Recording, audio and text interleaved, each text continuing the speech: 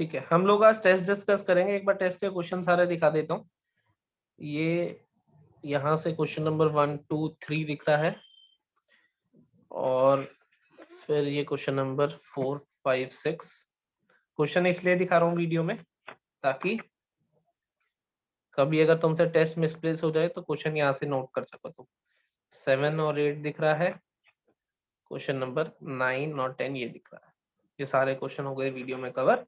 अब हम एक एक करके सॉल्व करते हैं क्वेश्चन को। टेस्ट डिस्कशन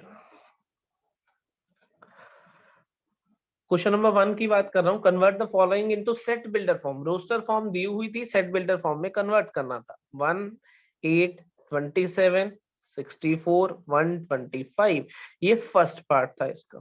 अगर इसको ध्यान से देखो तो तुम्हें ये दिख रहा है 1 का क्यूब, 2 का क्यूब, 3 का क्यूब, 4 का क्यूब, 5 का क्यूब। क्या लिख सकता हूं मैं? x इक्वल्स टू n का क्यूब, वेयर n कहां से कहां तक? 1 से लेके 5 तक। n belongs to natural x such that ये आंसर आएगा इसका। काफी सारे स्टूडेंट्स से मैंने देखा कि x equals to n cube तो लिखा हुआ है, लेकिन ये मेंशन नहीं करा। n 1 से लेके 5 तक उन्होंने x equals to n cube लिख दिया, n बिलोंग्स टू नेचुरल। लेकिन अगर सिर्फ n बिलोंग्स टू नेचुरल कहते हैं तो आगे भी चलता चला जाएगा ना। ये मेंशन करना जरूरी है 1 से लेके 5 तक। एक ये गलती करी है, मैं साथ साथ तुम्हारी गलतियां भी बताता रहूंगा क्या करी तुमने। Second question 5 25 125 625। अगर मैं पैटर्न ऑब्जर्व करूं तो पैटर्न क्या बन रहा है? 5 की पावर 1, 5 की पावर 2, 5 की पावर 3, 5 की पावर 4, ऐसा पैटर्न बन रहा है हमारे पास। तो मैं क्या कर दूंगा हमारे पास x such that x equals to 5 to the power n। फिर n देखो कहां से कहां तक? 1 से लेके 4 तक। यहाँ पे तुमने 1 से लेके 4 तक लिखा है, काफी सारे स्टूडेंट ने ये सही करा है, पता नहीं ऊपर 1 से लेके 5 क्यों नहीं लिखा। n belongs to natural. फिर थर्ड थर्ड उसने कहा है 1/2, 2/3, 3/4, 4/5, 5/6, ये कहा है उसने। अब क्या लिखा है तुम लोगों ने? x such that x equals to n upon n plus 1। ऊपर एक, नीचे एक ज्यादा है, ये n है तो n प्लस 1 है। अब ऊपर तुमने n लिखा है तो n देखो ऊपर कहां से कहां तक वेरी कर रहा है? 1 से लेके 5 तक n वेरी कर रहा है, 1 से लेके 5 तक। बहुत सारे स्टूडेंट ने 1 से लेके 6 तक लिख दिया। n ऊपर है तो ऊपर देखो 1 से लेके 5 तक वेरी कर रहा है। जिसने भी 6 तक लिखा था मैंने गलत कर दिया उसका। n बिलोंग्स टू नेचुरल लिखना जरूरी है। n 1 से लेके 5 तक है। 6 जो दिखाई दे रहा है वो n प्लस 1 की वजह से दिखाई दे रहा है, तो जल्दबाजी में तुमने यहाँ 6 लिख दिया है कई स्टूडेंट ने। फोर्थ फोर्थ है 1 4 9 16 डॉट डॉट डॉट। ये क्या दिख रहा है तुम्हें? Perfect square. ये है 1 का स्क्वायर, 2 का स्क्वायर, 3 का स्क्वायर, 4 का स्क्वायर, चलते चले जाएगा।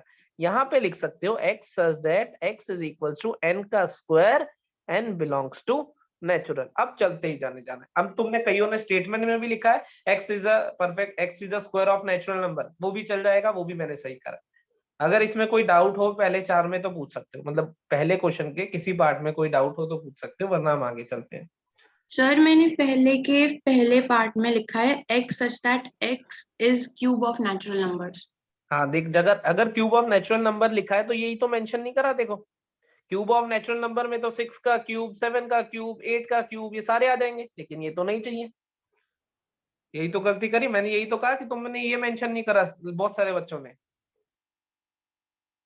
और बताओ किसी और को किसी में कुछ पूछना हो तो। चलो पहला क्वेश्चन हो गया, तुम्हें अपनी गलती का पता चल गया कहाँ पे गलती करी है, ठीक है। सेकंड क्वेश्चन सेकंड क्वेश्चन में उसने हमें क्या कहा है? सेकंड क्वेश्चन में उसने कहा है कि if a is equals to 5, अगर a 5 है, राइट p ऑफ a का मतलब क्या होता है? Power set of a। अगर a 5 है तो पावर सेट ऑफ a बताना है। देखो जरा ध्यान से, अगर a, ये हमने क्लास में करा हुआ क्वेश्चन है हमारा। अगर a 5 है तो इसका मतलब a क्या है? खाली। ऐसे ही है ना, a में तो कोई एलिमेंट नहीं है। तो अगर number of elements of A, number of elements of A, number of कितने हैं? 0। तो number of elements in power set of A किसके बराबर हो जाएंगे 2 की पावर 0 विच इज 1 और number of elements in power set of A किसके बराबर हो जाएंगे 2 की पावर 1 विच इज 2। आधे स्टूडेंट ने तो ये निकाल दिया। क्वेश्चन में तुमने किसी ने नंबर ऑफ एलिमेंट पूछा था, कहा था कि राइट पी ऑफ ए, ये निकालना था तुम्हें। तुमने आधे बच्चों ने नंबर ऑफ एलिमेंट निकाल दिए जबरदस्ती के, जबकि नंबर ऑफ एलिमेंट तो हमसे पूछे ही नहीं गए थे। सही कह रहा हूं मैं? तो उसने कहा ए 5 है। अब पावर सेट ऑफ ए, अब अगर ए खाली है पावर सेट ऑफ ए, इसके सबसेट कौन होंगे? इसका सबसेट होगा 5, होगा या नहीं? बताओ। Yes sir. अगर ए 5 है तो इसमें एक एलिमेंट होगा सबसेट। सबसेट्स को लिख के उसको ब्रैकेट दे देते हैं तो क्या बन जाता है? पावर सेट बन जाता है। तो पावर सेट ऑफ ए कुछ ऐसा दिखाई देगा। पावर सेट ऑफ ए में कितने एलिमेंट है? एक एलिमेंट है, ये एक एलिमेंट दिख रहा है इस टाइम। अब इसके सबसेट लिखता हूं। अगर मान लो लिखा हुआ है 1, इसके सबसेट क्या होंगे? 5 और ये खुद, ये दो सबसेट होंगे। ऐसे ही इसके सबसेट क्या होंगे? 5 और ये खुद। इसको अगर ब्रैकेट में डाल देता हूं तो वो बन जाएगा पावर सेट ऑफ ए। ऐसा ही क्वेश्चन हमने क्लास में भी करा था, बिल्कुल डिटो। ये अपना आंसर होना था, बस खत्म। कितने एलिमेंट हैं? 2 एलिमेंट दिख रहे हैं, देखो 2 ही आने चाहिए थे। तुमने इसकी जगह ये लिखने की बजाय ये निकाल दिया जबरदस्ती, ये तो पूछा भी नहीं था। देखो अगर कोई डाउट है, किसी को पूछना हो तो पूछ सकते हो। सेकंड क्वेश्चन में, सेकंड क्वेश्चन का फर्स्ट पार्ट है ये, सेकंड पार्ट यहां करता हूं। समझ गए? तुमने देखो अपनी कॉपी में देखो, जो मैंने चेक करके भेजी है, तुमने ये लिख दिया है, ये नहीं चाहिए, ये पूछा था।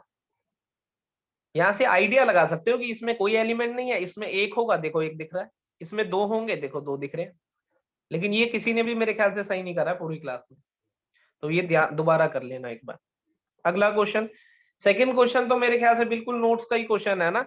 ए बी सी 3 सेट्स हैं हमारे पास, ए बिलोंग्स टू बी है और B is a subset of C है, ऐसा है ना।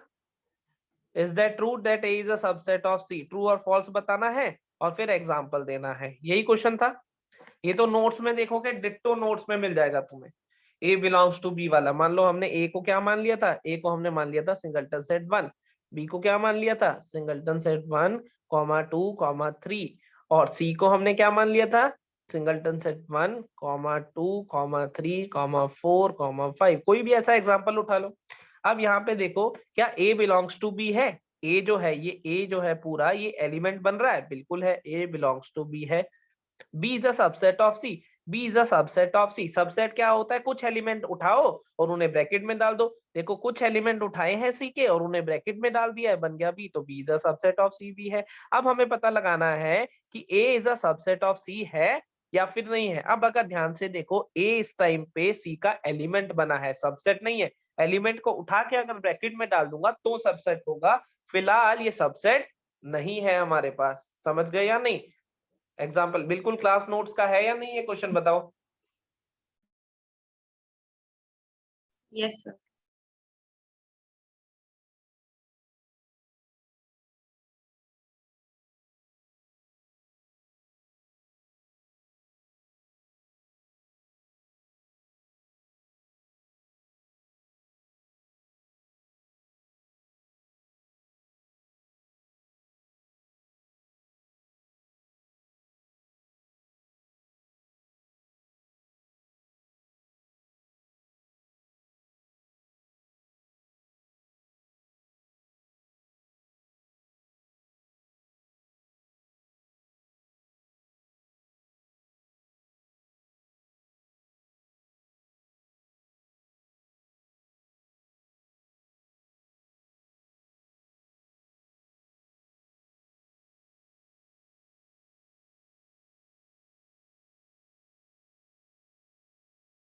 तो हम क्या कह देंगे? ये फॉल्स हो जाएगा। समझ गए? बिल्कुल क्लास नोट्स में डिटो क्वेश्चन है हमारे पास। तो ये भी कुछ ने सही करा, एक दो ने तो इसको ट्रू लिख दिया है, बाकी लोगों ने लगभग ने इसको सही करा है, कोई दिक्कत नहीं।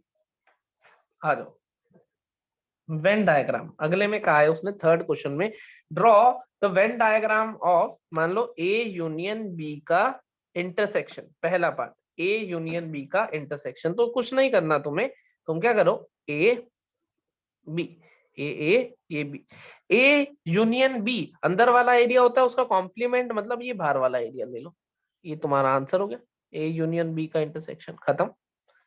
सेकेंड पार्ट में ए यूनियन बी बीच वाला था, कॉम्प्लीमेंट मतलब उससे बाहर का एरिया ले लिया।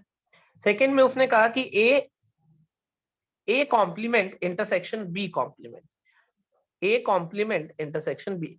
ए कॉम्प्लीमेंट का मतलब ए के बाहर का एरिया, ये ए ले लेता हूँ, ये बी ले लेता हूँ। ए कॉम्प्लीमेंट का मतलब होता है ए के बाहर का एरिया, ये ए के बाहर का एरिया मैंने शेड कर दिया, सही है। और बी कॉम्प्लीमेंट का मतलब होता है बी के बाहर का एरिया, तो मैं बी के बाहर का एरिया भी शेड कर देता हूँ। रेड वाले से मैं कर रहा हूँ बी के बाहर का एरिया शेड, तो ये मैंने बी के बाहर का एरिया शेड कर दिया। अब इंटरसेक्शन मतलब कॉमन एरिया, मतलब जहां पे ब्लू लाइंस भी हैं और जहां पे ब्लू लाइंस भी हैं और जहां पे रेड लाइंस भी हैं, जहां दोनों होंगी वही कॉमन एरिया माना जाएगा। अब जो दोनों लाइंस है वो कहाँ पे है हमारे पास, दोनों लाइंस इस वाले रीजन में है, देखो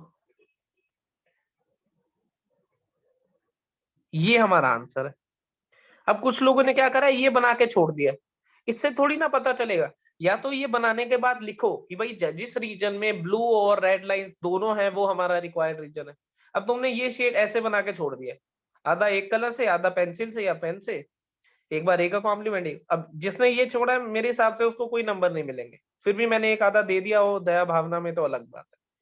तुम्हें फाइनल कंक्लूजन भी तो देना है कि ये मेरा आंसर है, ये बना के छोड़ दिया है, छोड़ा है किसी किसी ने, देखना ध्यान से, तो ये आएगा हमारा आंसर ऐसे। थर्ड पार्ट देखते हैं। थर्ड पार्ट में क्या कहा है उसने, ए इंटरसेक्शन बी का कॉम्प्लीमेंट। फिर से क्या करना है तुम्हें, ये ए बनाओ ये बी बनाओ, ए इंटरसेक्शन बी बीच वाला एरिया होता है, कॉम्प्लीमेंट मतलब इसको छोड़ के बाकी सारा ले लो, यही मतलब हुआ ना, इसको छोड़ के बाकी सारा ले लो, ये इसका आंसर हो गया। ऐसे ही फोर्थ पार्ट देख लेते हैं। फोर्थ में उसने क्या कहा है हमें, ए का कॉम्प्लीमेंट यूनियन बी का कॉम्प्लीमेंट। तो क्या कर सकते हो, ए बी, ये ए ये बी, ए का कॉम्प्लीमेंट मतलब ए के बाहर का एरिया, शेड कर दो, शेड हो गया, बढ़िया। बी कॉम्प्लीमेंट मतलब बी के बाहर का एरिया भी शेड कर दो, और टोटल एरिया शेडेड, ये देखो टोटल एरिया शेडेड, ये आंसर आ गया हमारा। ये और ये सेम है, पहले दोनों पार्ट का सेम आंसर है, दूसरे दोनों पार्ट का सेम आंसर है, पहले दोनों का सेम है। और ये प्रॉपर्टी भी पड़ी थी तुम्हें याद हो तो, कि ए, ये प्रॉपर्टी याद है तुम्हें, ए यूनियन बी का whole complement is A complement intersection B complement. De Morgan's law होता था, बीच में साइन चेंज हो जाता था, तो तुम वैसे भी याद रख सकते थे कि ये दोनों सेम है और ये दोनों सेम है। देखो अगर किसी को डाउट है तो।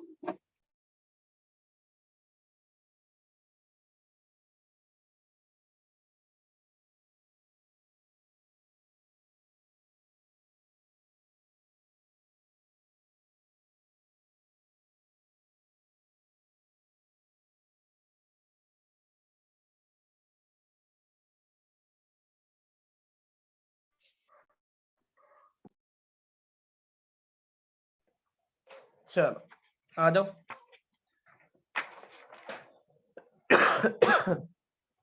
थर्ड क्वेश्चन हो गया डन। अगला फोर्थ क्वेश्चन,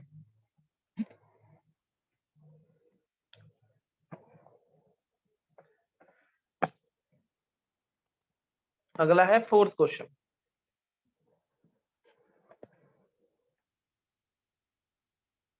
प्रांशु कहाँ रह गया था तू? सर वो वाईफाई प्रॉब्लम थी।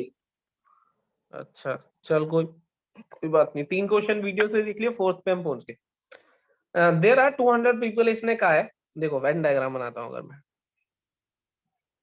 ये ए ये बी, टोटल वो कह रहा है 200 लोग हैं, product A product B, total 200 लोग हैं। ए को लाइक करने वाले कितने लोग कहे हैं, 120, बी को लाइक करने वाले 50, और बोथ को लाइक करने वाले उसने कहे हैं 30 लोग हैं, और चीजें पूछी हैं। तो वेन डायग्राम हमेशा अंदर से बाहर भरा जाता है, तो यहाँ कितना आ जाएगा 30, बोथ वाला भर दिया। ए के सर्कल में होने चाहिए 120, 30 यहाँ आ गए हैं तो यहाँ आएगा 90, बी के सर्कल में होने चाहिए 50, 30 यहाँ आ गए हैं तो यहाँ आएगा 20। अब ये टोटल मिला के कितना हो रहा है, ये 90, ये 140, टोटल मिला के 140, और लोग कितने थे 200, इसका मतलब 60 लोग बाहर आए। देखो अगर वेन डायग्राम में किसी को डाउट हो तो।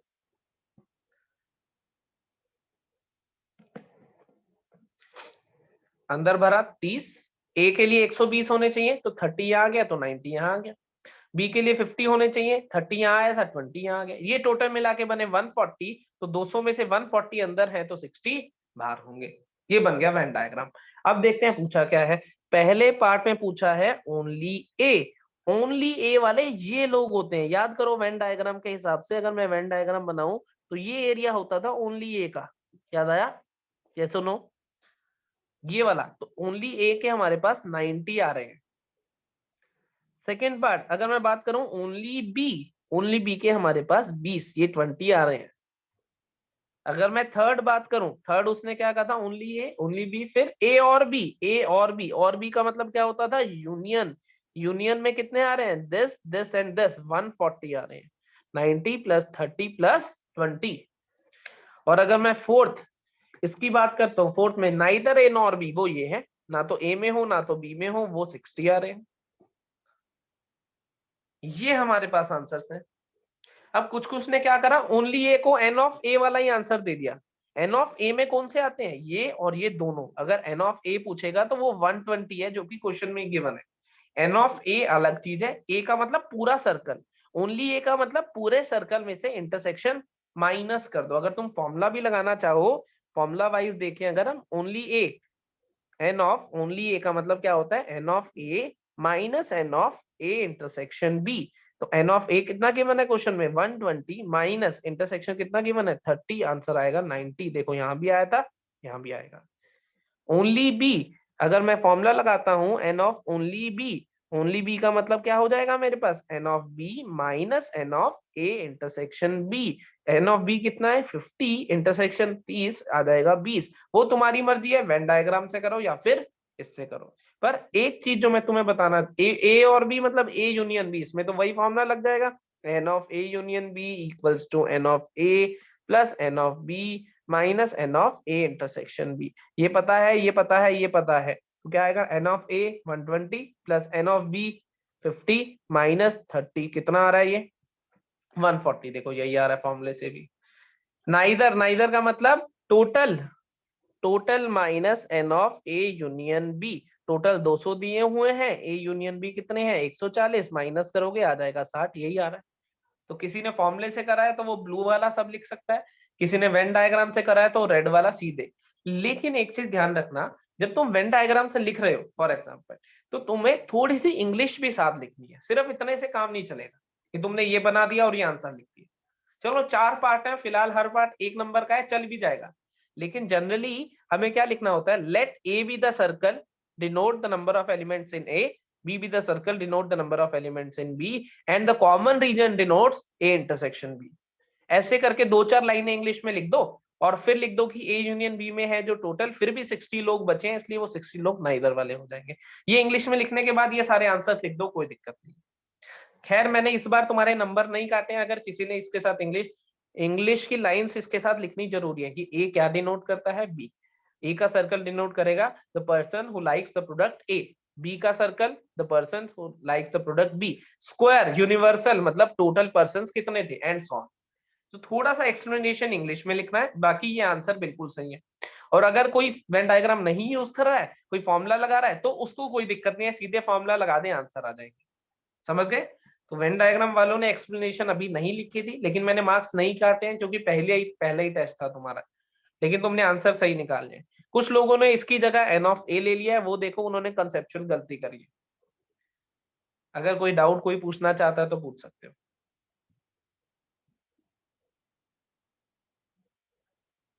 ये हो गया अपना क्वेश्चन नंबर 4।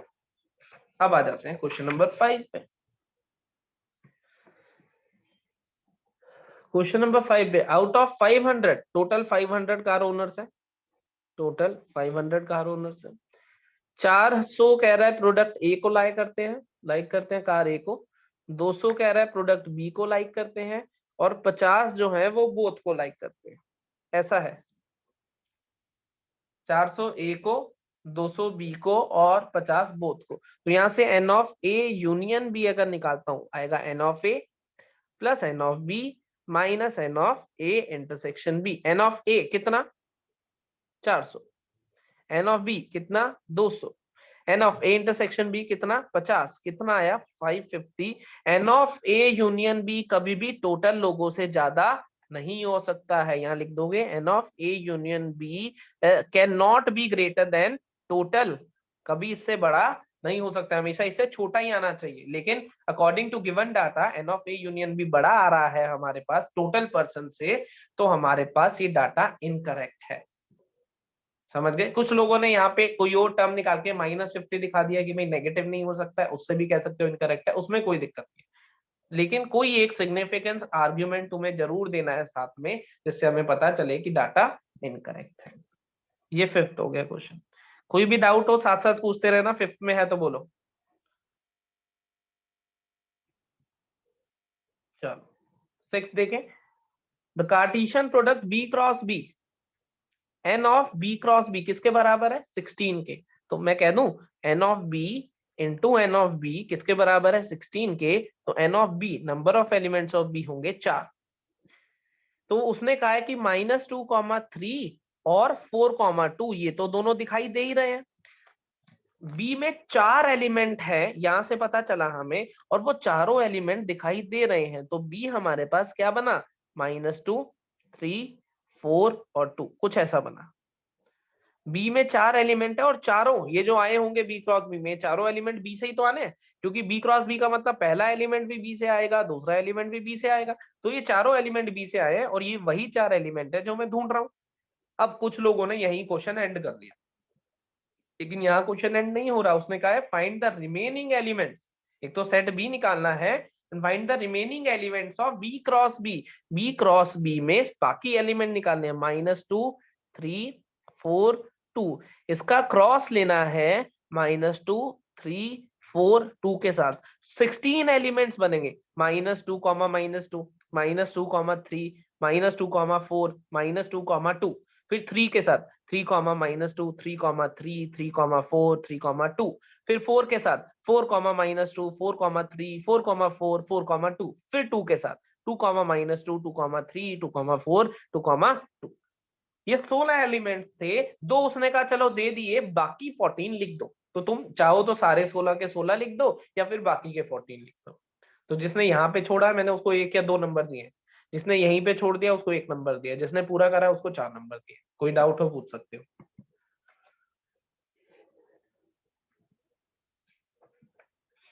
क्वेश्चन पूरा रीड करा करो, बहुत ध्यान से करा करो। आ जाओ 7th क्वेश्चन में देखते हैं। 7th क्वेश्चन में उसने कहा कि भैया ए जो सेट है हमारे पास वो है 1, 2, 3, 4 और 6, ठीक है। और उसने कहा आर जो रिलेशन है हमारे पास डिफाइंड है, आर जो रिलेशन है it is A comma B such that B is exactly divisible by A, B is exactly divisible by A. तो पहले तो इसको रोस्टर फॉर्म में लिख दो, रोस्टर फॉर्म में लिख देता हूँ, ए को ए से लिंक करना है। अब 1 देखो 1, 2, 3, 4, 5, 6 है, 1, 1 b is exactly divisible by A, मतलब जो सेकंड नंबर लिख रहे हो वो a से डिवाइड होना चाहिए। तो 1 से तो सारे होते हैं, तो 1 के साथ तो सारे लिख दो।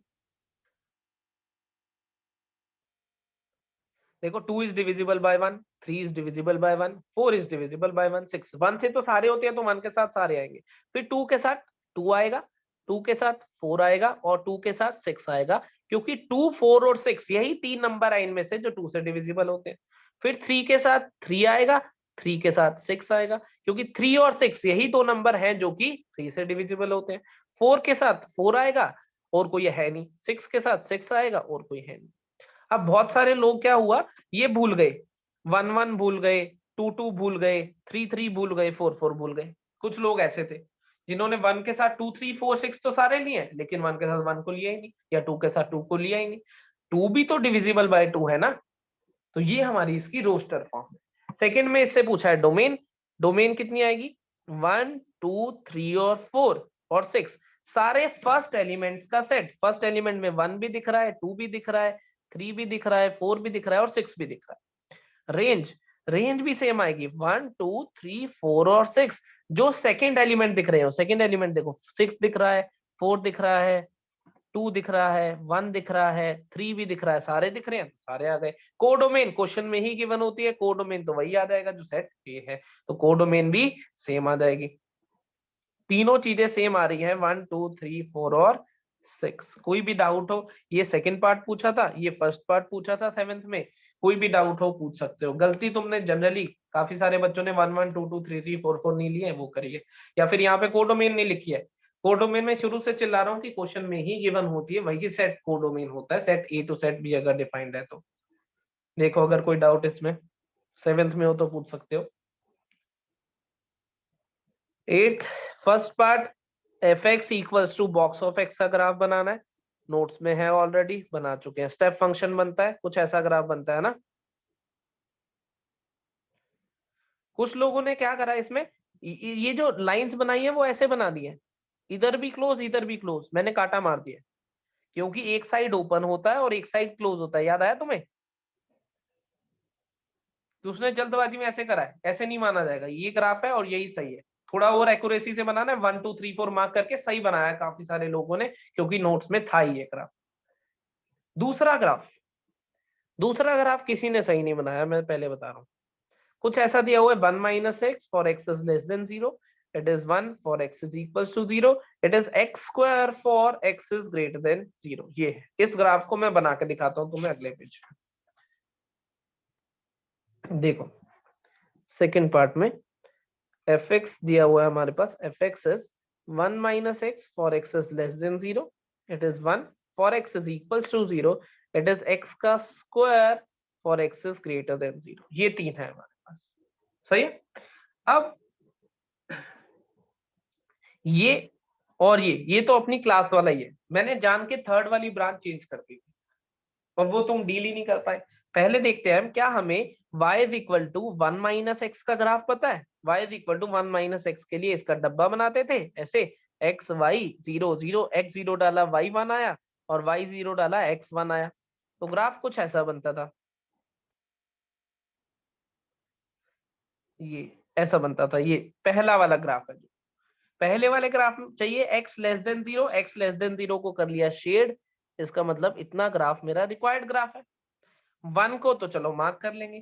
दूसरा है ये y is equal to x square, y is equal to x square का ग्राफ याद करो, पढ़ा है कि नहीं हमने? यस और नो फटाफट से बोल के बताओगे मुझे, y is equal to x square पढ़ा है कि नहीं हमने? ऐसा ग्राफ होता है। कब चाहिए? x greater than 0, x greater than 0 का मतलब x पॉजिटिव होना चाहिए, x पॉजिटिव मतलब ये ग्राफ रिक्वायर्ड हो गया। आप देखते हैं इसको बनाना कैसे ओवरऑल।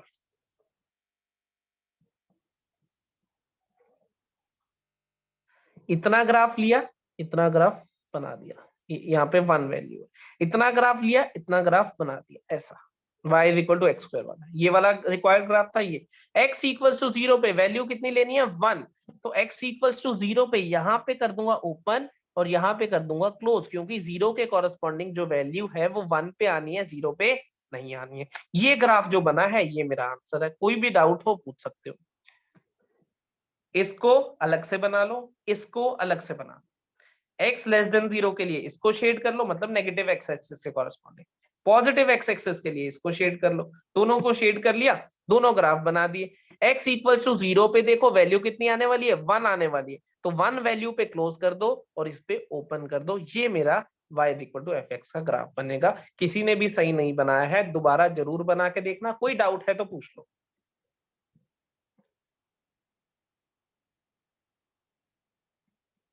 हेलो, क्लियर हो रहा है? यस और नो तो बोल दो कुछ।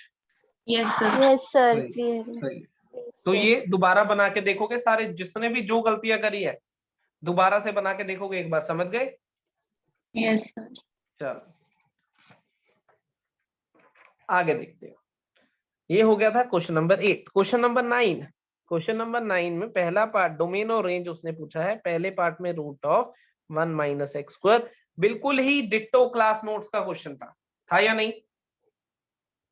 हमने 9 माइनस एक्स स्क्वायर करा है, 16 माइनस एक्स स्क्वायर करा है, 25 माइनस एक्स स्क्वायर करा है, सेम 1 माइनस एक्स स्क्वायर के लिए। इसकी डोमेन के लिए क्या करते थे हम? डोमेन के लिए चाहते थे कि 1 माइनस एक्स स्क्वायर जो लिखा हुआ है वो ग्रेटर देन इक्वल्स टू 0 हो जाए। फिर उसके बाद हम ग्राफ बना लेते थे। किसका ग्राफ बनाते थे? ग्राफ बनाते थे हम y is equal to x square का। तो y is equal to x square में मतलब हम चाहते हैं जो ये है x square 1 greater than equals to x square मतलब 1 greater than equals to y, क्योंकि y इज इक्वल टू इसका मतलब y less than equals to 1 हो जाए। y इज इक्वल टू 1 वाली लाइन बनाते थे, ये पॉइंट निकालते थे 1 आता था, ये पॉइंट निकालते थे -1। क्या करा, y की वैल्यू 1 रख दी, X square equals to 1, x की वैल्यू आई प्लस -1, तो +1 भी मार्क कर लिया, -1 भी। y की वैल्यू 1 से छोटी चाहिए तो ये मैंने कर लिया शेड। ये मेरा रिक्वायर्ड ग्राफ, इस रिक्वायर्ड ग्राफ ने इतनी एक्स एक्सिस कवर करी तो डोमेन कितनी आ गई, -1 से लेके 1 तक। डोमेन कितनी आ गई, -1 से लेके 1 तक। फिर हमने देखा कि इसकी रेंज कितनी आई है, y, ये किसकी वैल्यू, एक्स स्क्वायर की। तो मैंने देखा कि जो एक्स स्क्वायर है वो कहां से कहां तक जा रहा है, एक्स स्क्वायर जा रहा है 0 से लेके 1 तक, एक्स स्क्वायर जा रहा है 0 से लेके 1 तक। तो जब एक्स स्क्वायर 0 वैल्यू लेगा तो एफ एक्स क्या लेगा, 1, और जब एक्स स्क्वायर 1 वैल्यू लेगा एफ एक्स कितनी लेगा, 0। तो मेरी रेंज क्या आ गई, 0 से लेके 1 तक। कुछ लोगों ने ये दोनों सही लिखे हैं लेकिन डायरेक्ट लिख दिए, ना ये ग्राफ बनाया, ना ये करा, ना एक्सप्लेन करा कुछ, सीधे ही आंसर लिख दिए। तो मैंने एक आध नंबर तो दे दिया, लेकिन स्कूल में जरूरी नहीं है मिलेगा नंबर। प्रॉपर्ली ग्राफ बनाओगे, लिखोगे कि y less than equals to 1 आया, इसलिए मैं नीचे वाला ग्राफ शेड कर रहा हूँ। नीचे वाले ग्राफ ने इतनी वो कवर करी है हमारे पास एक्स एक्सिस, तो मेरी डोमेन आई -1 से 1। फिर जितनी y एक्सिस कवर करी है वो एक्स स्क्वायर की वैल्यू है, एक्स स्क्वायर 0 से 1 जा रहा है तो 1 माइनस एक्स स्क्वायर का जो रूट है वो एक बार एक्स स्क्वायर को 0 वैल्यू दी, एक बार एक्स स्क्वायर को 1 दी, पूरा एक्सप्लेन करके लिखो। मान लो 2 नंबर में है तो ज्यादा एक्सप्लेनेशन नहीं चाहिए, 3 में है थोड़ी और चाहिए, 2 नंबर में इतना में लिखाओगे तो भी चल जाएगा। लेकिन आधे लोगों ने ग्राफ नहीं बना के दिखाया, आधों ने सीधा बस ये डोमेन ये रेंज, एक आधा नंबर दे दिया होगा मैंने। खैर ये तो अपनी क्लास का क्वेश्चन था। सेकंड थोड़ा इंटरेस्टिंग क्वेश्चन था, ये नया सा था और ये भी इत्तेफाक की बात है किसी ने भी सही नहीं करा। जो भी नया क्वेश्चन दिया ना वो तुम में से किसी ने दिमाग नहीं चलाया। डोमेन, मुझे बताओ डोमेन के लिए क्या देखते थे, अंडर रूट और डिनोमिनेटर। अंडर रूट इसमें दिखाई नहीं दे रही है लेकिन डिनोमिनेटर दे रहा है। डिनोमिनेटर क्या है मेरे पास, डिनोमिनेटर है x-1, तो मैं चाहूंगा x-1 इक्वल्स टू 0, मतलब x इक्वल्स टू 1। जब x 1 हो रहा है तो दिक्कत हो रही है, उसके अलावा कुछ नहीं, तो मैं कह दूं ऑल रियल एक्सेप्ट 1। करें हमने ऐसे क्या क्वेश्चन, यस और नो, डिनोमिनेटर दिखता था तो 0, ये वाली वैल्यू हटा दो तो डोमेन आ गई, सिंपल। अब बची रेंज, रेंज के लिए क्या करना है, कॉमन सेंस लगानी है। रेंज के लिए कैसी कॉमन सेंस लगानी है वो देख लेते हैं। मुझे बताओ मॉड एक्स अगर एक्स पॉजिटिव होता है तो मॉड एक्स की डेफिनेशन बोल रहा हूं, अगर एक्स पॉजिटिव हुआ तो ये एक्स बनेगा, नहीं तो -x बनेगा, याद है तुम्हें? ऐसी डेफिनेशन होती थी, मॉड एक्स अगर एक्स पॉजिटिव होता है तो एक्स बनता है, नहीं तो -x बनता है। ये याद है तुम्हें, यस और नो? Yes sir. अगर तुम ध्यान से देखो एफ एक्स लिखा हुआ है -(x-1) का मॉड अपॉन x-1, तो अगर इस वैल्यू को देखो ध्यान से तो ये वैल्यू या तो x-1 बनेगी या फिर (x-1) बनेगी, डिपेंड करेगा। इनपुट पॉजिटिव है तो सेम रहेगी, इनपुट नेगेटिव है तो माइनस साइन के साथ आ जाएगी। यही मॉड की डेफिनेशन होती थी, यस और नो? बोलो। इनपुट पॉजिटिव है तो बिल्कुल सेम रहेगी, इनपुट नेगेटिव है तो माइनस साइन के साथ आ जाएगी। यही डेफिनेशन होती थी, यस और नो? Yes sir. अगर ये वैल्यू सेम रही तो कैसा बन जाएगा, बनेगा ((x-1) अपॉन x-1। अगर ये वैल्यू माइनस साइन के साथ आई तो बनेगा (((x-1) अपॉन x-1। प्यार से देखो तो इसे तुम -1 बोलते हो, और इसे प्यार से देखो माइनस माइनस प्लस, इसे तुम +1 बोलते हो। तो आउटपुट में तुम्हें यही दो वैल्यूज मिली, तो रेंज क्या होनी चाहिए, रेंज होनी चाहिए -1, 1 सेट की फॉर्म में लिखा हुआ है। सिर्फ यही दो वैल्यूज मिल सकती है, -1 या फिर 1। यस और नो? एग्जांपल दिखाऊं तुम्हें, x की वैल्यू 5 डाल लो मान लो, तो क्या बनेगा ((5 - 1) का मॉड अपॉन 5 - 1। कितना आ रहा है देख के बताना, ये देख के बताओ। ऊपर बन रहा है 4, नीचे बन रहा है 4, कैंसिल हुआ -1। अगर इनपुट में डाला -3 तो बना -3 - 1 का मॉड अपॉन -3 - 1, एक माइनस साइन बाहर है। यहाँ देखो ऊपर कितना बन रहा है 4, नीचे बन रहा है -4, माइनस साइन बाहर है, प्लस हो जाएगा, यहाँ से आ रहा है +1। इसके अलावा कोई वैल्यू आ ही नहीं सकती। ये एग्जांपल है, ये तरीका है। मॉड एक्स या तो x के बराबर होता है या फिर -x के, मैंने दोनों रख दिया, एक बार x के और एक बार -x के। जब ऐसा बना तो आंसर आया -1, जब ऐसा बना तो आंसर आया +1। तो मेरे पास क्या हो गया, आउटपुट में जो आंसर आने हैं वो यही दो आएंगे, इसके अलावा कोई नहीं आ सकता। और आउटपुट में जो वैल्यू दिखती थी उसी को रेंज बोलते थे, रेंज में यही दो पॉइंट मिलेंगे, 1 और -1। क्लियर हुआ, यस और नो? थोड़ा सा Yes, दिमाग sir. चलाना था। डोमेन तो बहुत आसान है, 1 नंबर तो बहुत आसानी से ले सकते थे। आधों ने डोमेन भी सही नहीं लिखी है, कुछ लोगों ने सही भी लिखी है। रेंज थोड़ी सी टेक्निकल थी, थोड़ा सा दिमाग चलाते रेंज भी दिखाई देती। अब क्लियर हो गई रेंज, यस और नो? कोई डाउट हो तो पूछ सकते हो। कोई डाउट नहीं है, बहुत ही अच्छी बात है। ये क्वेश्चन फिर से करके देखोगे, यस और नो? बोलो। Yes, sir. Yes, बढ़िया sir. बढ़िया। 10th क्वेश्चन, बिल्कुल सेम क्वेश्चन हमने क्लास में नहीं करा, मुझे ये बता दो। x² अपॉन 2 प्लस x², ऐसा बिल्कुल 1 प्लस x² था बस क्लास वाले क्वेश्चन में, याद करो। ये पूरा क्वेश्चन ना, ये होता था x, y, तो हम क्या कह देंगे, हमारे पास y is equal to x² upon 2 plus x², ऐसा फंक्शन। ये बिल्कुल हमने 1 प्लस x² लेके डिट्टो क्लास में करा है या नहीं? पहले यस और नो बोल दो। Yes. करा है ना? फिर भी तुमने सही नहीं करा। तो तुमने क्या, किसी ने भी सही नहीं करा, कुछ कुछ लोगों ने हाथ पैर चलाए लेकिन पूरे नहीं चले। सबसे पहले डोमेन, डोमेन में कोई अंडर रूट दिखाई नहीं दे रहा है, डिनोमिनेटर दिख रहा है 2 प्लस x²। अगर इसको 0 रखूं, x² की वैल्यू आ रही है -2, जो कि कभी होती नहीं है। इसका मतलब डोमेन कितनी आ जाएगी? All real. x कोई भी वैल्यू ले सकता है, हमें कोई दिक्कत नहीं है, क्योंकि ये क्वांटिटी कभी भी 0 नहीं हो रही, क्योंकि x² कभी भी -2 के बराबर नहीं होता। फिर तुम्हें याद हो तो मैंने तुम्हें तरीका इसका बताया था, x² अपॉन 2 प्लस x², क्या करते थे? +-2। बिल्कुल सही, उसमें +-1 करा था, इसमें +-2। अब अगर डिनोमिनेटर स्प्लिट करूंगा, x² + 2 अपॉन x² + 2 और -2 अपॉन x² + 2, तो कितना बनेगा? 1 - 2 अपॉन x² + 2। कुछ ऐसा बना ना? ये क्यों करते थे? क्योंकि यहाँ पे मुसीबत ऊपर और नीचे, x² ऊपर और नीचे दो जगह है, यहाँ पे एक ही जगह है। अब हम कहते थे x² अपनी मिनिमम वैल्यू क्या लेता है? 0। x² की मिनिमम वैल्यू कितनी होती है? 0। यहाँ पे 0 डाल देते हैं, क्या आंसर आ रहा है? 1 माइनस, ये 0 डाल दिया, 2 अपॉन 2 ऐसा आ रहा है, विच इज 1 - 1 विच इज 0। तो मेरे fx की, y की वैल्यू कितनी आ गई? 0। और ऐसे ही अगर मैं देखूं, x² जो मैक्सिमम वैल्यू लेता है वो कितनी लेता है? इन्फिनिटी। तो आएगा 1 - 2 बाय इन्फिनिटी, क्योंकि इन्फिनिटी प्लस 2 कितना होता है? इन्फिनिटी। 2 बाय इन्फिनिटी इज 0, तो आएगा 1 - 0 विच इज 1। तो हमारा आंसर आया 0 से लेके 1 तक, 0 से लेके 1 तक। लेकिन x² 0 वैल्यू ले लेता है, इसलिए इस पे क्लोज लगाया। x² इन्फिनिटी वैल्यू नहीं लेता है, इसलिए 1 पे ओपन लगाया। ये अपना आंसर था। आंसर सेम ही रहा, पहले भी ये आंसर लिखा है कुछ कुछ लोगों ने, लेकिन ये प्रोसेस सही नहीं करा है। बिल्कुल डिट्टो क्वेश्चन क्लास में किया हुआ था हमने, बस 1 लेके करा था, अब 2 लेके। तो तुम क्या करते हो, क्लास में क्वेश्चन तो सुनते हो लेकिन कंसेप्ट अच्छे से सीखते नहीं हो, उसका मुझे तो ये पता चला है पहले टेस्ट से। क्योंकि यही क्वेश्चन किसी ने भी सही नहीं करा, डिट्टो क्वेश्चन 1 लेके हमने क्लास में करा है। अगर तुमने वो कंसेप्ट अच्छे से सीखा होता, खुद दोबारा से करके देखा होता। तुम क्या करते हो, मैंने सॉल्व कर दिया, मेरे को देख लिया कि हाँ भाई सही सॉल्व करे हैं। देखो देखने में हमेशा आसान लगेगा, जितने भी क्वेश्चन मैं सॉल्व करके दिखाता हूँ वो तुम खुद सॉल्व करके देखो दोबारा, तभी तुम्हारा वो सब्जेक्ट स्ट्रांग होगा। कोई भी चीज ऐसी, अच्छा मुझे बताओ, मैंने पूरा टेस्ट तुम्हारे सामने सॉल्व करा है, कोई भी चीज ऐसी थी जो नोट्स के अलावा लगाई हो? कोई नई चीज बोलो। Awesome.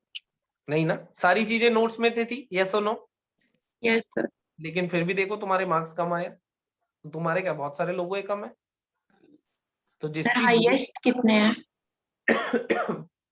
छोड़ो हाईएस्ट जो भी है, लेकिन जिसके हाईएस्ट है वो भी कम ही है, ये मान लो। बहुत सारी छोटी छोटी गलतियां करी है, तो हाईएस्ट तो ठीक है, थोड़े रिस्पेक्टेबल हैं, लेकिन मेरे लिए वो अभी भी कम है। मैं चाहता हूं अगर 40 मार्क्स का दे रहा हूं तो तुम कम से कम 35 से ऊपर स्कोर करो सारे, ऑलमोस्ट तो करो ही। और जब मैं वो दे रहा हूँ कि बिल्कुल नोट्स में है चीजें वैसी, लेकिन 35 से ऊपर तो किसी के नहीं है। सर मेरे आए ना फुल मार्क्स। हाँ तेरे तो फुल आएंगे ही आएंगे जब टेस्ट ही नहीं दिया तो। ऐसे तो मेरे भी फुल आए हैं। सर आपने, आपका कौन सा टेस्ट था? आपने तो कब का दे दिया अपने टाइम में। हाँ तो मेरे तो फुल आते थे, अब तुम्हारे क्यों नहीं आ रहे, मेरे को ये नहीं समझ आ रही। मेरे तो आ गए ना। तूने तो दिया ही नहीं, तेरे तो 0 लगे हैं एब्सेंट लगा दो सर, ना, 0 लगाया थोड़ा मैंने। इंग्लिश भी यूज करो, ए बी लगा दो। नहीं, मैंने 0 लगा दिया, ZERO इंग्लिश में। चलो, पर अगली बार कोई टेस्ट मिस नहीं करेगा, पहले बता रहा हूँ।